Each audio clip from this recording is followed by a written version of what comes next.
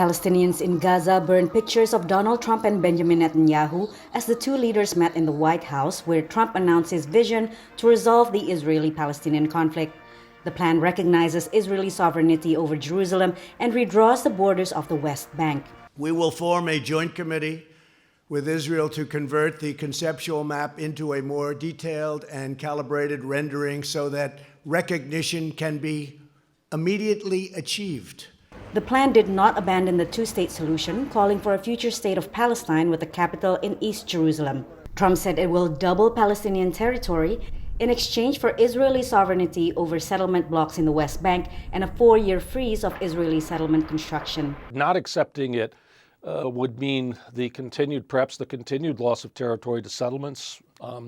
It does not seem as though the Palestinians have a constructive way out. They no longer enjoy the intense or financial support of many of the Arab powers.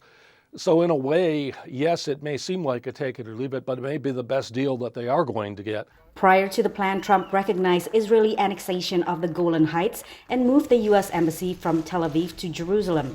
The Palestinians were not involved in the plan and swiftly rejected it. It fundamentally makes it impossible for Palestinians to have self-determination, and it completely casts aside international law and human rights. It validates the settlements, and it validates a circumstance which has been condemned by every major human rights body, and it is no context for peace. The plan could lead the way for an Israeli annexation of the Jordan Valley portion of the West Bank, a Netanyahu campaign promise.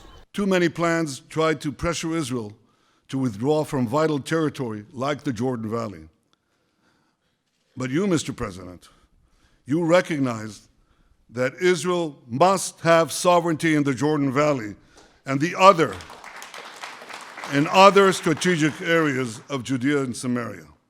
Both Trump and Netanyahu are up for re-election, and critics question the timing of the plan. It's a ploy to appeal to the right-wing Israeli settler movement as well as evangelicals in the United States, and it's certainly not anything like a peace plan.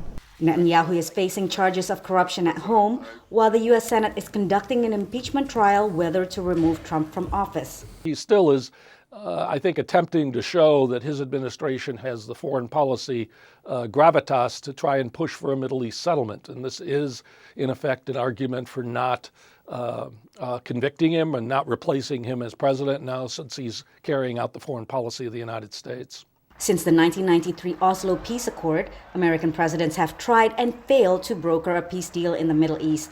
Last June, Trump released the economic portion of the plan, which Palestinians also rejected. Patsy Widakuswara, VOA News at the White House.